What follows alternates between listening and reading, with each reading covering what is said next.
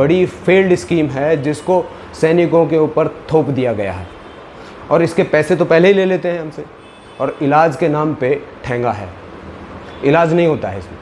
इसका सबसे बड़ा उदाहरण मैं आज बना हूँ दोस्तों।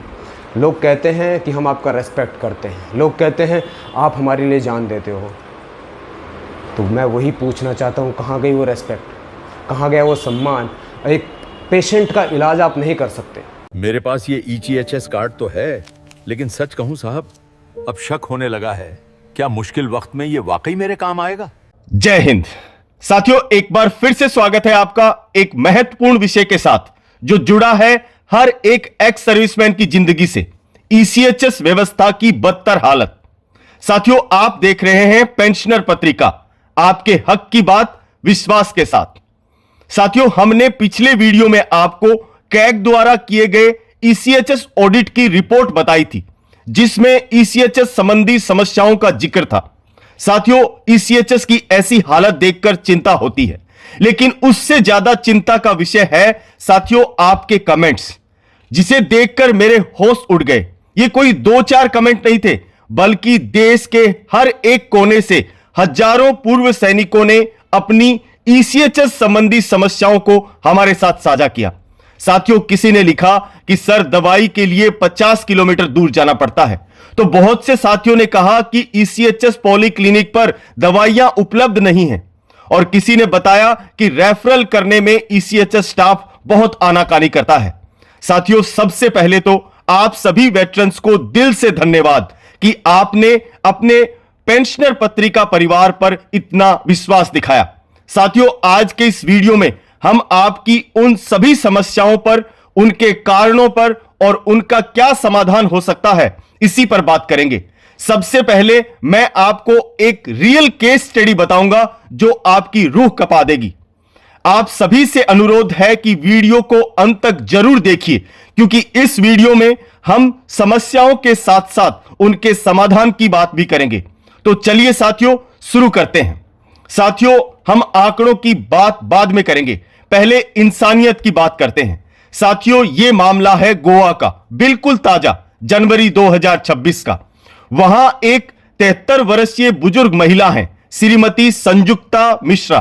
वो एक नेवल ऑफिसर की विधवा हैं। उन्हें कैंसर है और जिंदा रहने के लिए हर 15 दिन में कीमोथेरेपी की जरूरत होती है, जिसकी एक डोज की कीमत लाखों में है। वो अपनी उम्मीद और अपना ECHS कार्ड लेकर अस्पताल पहुंची, लेकिन अस्पताल ने इलाज करने से मना कर दिया। वजह थी कि ECHS ने उस अस्पताल का 5.2 करोड़ रुपए का पुराना बिल नहीं चुकाया था। जरा सोचिए, जिस सैनिक ने अपनी पूरी जवानी देश की सुरक्षा की गारंटी देने में लगा दी, आज उसके परिवार को इलाज की गारंटी नहीं मिल रही है। अस्पताल ने साफ कह दिया, कैशलेस सुविधा बंद है, या तो पैसा दीजिए या मरीज को ले जाइए। और साथियों, यह दर्द सिर्फ गोवा का नहीं है। आप ही के कमेंट्स बताते हैं कि जयपुर, चंडीगढ़, दिल्ली, हर एक जगह से इस तरह अस्पतालों ने ECHS कार्ड स्वीकार करने में आनाकानी दिखानी शुरू कर दी है। साथियों, अब सवाल यह है कि आखिर कमी कहां रह गई। जैसा कि मैंने आपको बताया था, 18 दिसंबर 2025 को संसद में कैग की रिपोर्ट पेश की गई थी, और इस रिपोर्ट ने ECHS सिस्टम की पोल खोल दी थी। कैग ने साफ साफ शब्दों में उजागर किया था 2 बड़ी प्रॉब्लम्स को। पहला, घोस्ट एम्बुलेंस, मतलब कागजी एम्बुलेंस। कई पॉलीक्लिनिक के पास जो एम्बुलेंस दिखाई गई वो हकीकत में कबाड़ हो चुकी है, यानी कागज पर गाड़ी दौड़ रही है पर मरीज को ले जाने के लिए कुछ भी नहीं है। दूसरा बड़ा मुद्दा, दवाइयों का टोटा। डॉक्टर दवाई लिख देते हैं, लेकिन फार्मेसी खाली है, हर जगह NA लिख दिया जाता है। आपको दवाई बाहर से खरीदनी पड़ती है, फिर उसका रिम्बर्समेंट करने के लिए महीनों दफ्तर के चक्कर काटने पड़ते हैं। साथियों, सरकार का इसके ऊपर क्या एक्शन है? इस रिपोर्ट के बाद रक्षा मंत्रालय ने जवाब दिया कि अब वो 3 महीने की जगह 6 महीने की दवाई एक साथ स्टॉक करेंगे, और एम्बुलेंस बदलने का काम शुरू कर दिया गया है। रक्षा मंत्री राजनाथ सिंह जी ने गोवा में आश्वासन दिया कि भुगतान जल्द होगा। लेकिन साथियों, सवाल वही है, क्या सिर्फ आश्वासनों से इलाज हो पाएगा? साथियों, अभी इसी देरी और ईसीएचएस की बदहाली को देखते हुए अब एक बड़ा आंदोलन शुरू किया गया है, सेव ईसीएचएस कैंपेन। साथियों, 1 जनवरी 2026 को लॉन्च हुए इस अभियान के तहत यह बात सामने आई है कि सरकार पर ईसीएचएस का कुल 14,000 करोड़ रुपए का बकाया है। साथियों, विपक्ष और पूर्व सैनिक संगठनों ने सरकार को 30 जनवरी तक का अल्टीमेटम दिया है। उनकी 2 मांगे हैं और बिल्कुल साफ हैं। नंबर 1, तुरंत भुगतान। 30 जनवरी 2026 तक अस्पतालों का पूरा पैसा चुकाया जाए ताकि कैशलेस सुविधा फिर से शुरू की जा सके। दूसरा, दवाओं की उपलब्धता। जब तक पॉलीक्लिनिक में दवा ना आए, लोकल परचेज की लिमिट को बढ़ाया जाए। साथियों, जैसा कि आप सब जानते हैं, 1 फरवरी को देश का बजट आने वाला है।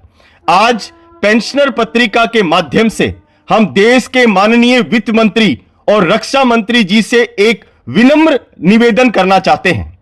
माननीय सरकार, एक सैनिक अपनी जवानी सरहद की बर्फ और रेगिस्तान में गला देता है, सिर्फ इस भरोसे पर कि उसका बुढ़ापा उसका देश संभालेगा। हम आपसे कोई मुफ्त का तोहफा नहीं मांग रहे, नहीं कोई बोनस मांग रहे। हम बस ये चाहते हैं कि जब 70-80 साल की उम्र में हमारे शरीर साथ छोड़ने लगें तो हमें अस्पतालों के रिसेप्शन पर अपमानित ना होना पड़े। इस बजट में ईसीएचएस के लिए इतना आवंटन जरूर करें कि अस्पतालों का वो बकाया तुरंत चुकता हो सके। हमें नए वादे नहीं, हमारा पुराना हक चाहिए। साथियों, ये लड़ाई अकेले नहीं लड़ी जा सकती। आपकी एकजुटता ही आपकी सबसे बड़ी ताकत है। आज मैं आपसे एक अपील करता हूं कि इस वीडियो को सिर्फ देखें ही नहीं, इसे अपने हर व्हाट्सएप ग्रुप में हर साथी तक शेयर करें और कमेंट बॉक्स में लिखें सेव ईसीएचएस, ताकि सरकार तक यह संदेश जाए कि देश का प्रहरी अब जाग चुका है। साथियों, अगर यह जानकारी आपको पसंद आई और आप ऐसी ही जानकारी, ऐसे ही वीडियो देखना चाहते हैं तो आप पेंशनर पत्रिका को आज ही सब्सक्राइब करें। साथियों, फिर मिलेंगे एक ऐसी ही इंपॉर्टेंट जानकारी के साथ। तब तक के लिए अपने स्वास्थ्य का ध्यान रखिए। आप देश का गौरव हैं। साथियों, मैं आपका साथी पेंशनर पत्रिका की तरफ से जय हिंद, जय भारत, वंदे मातरम।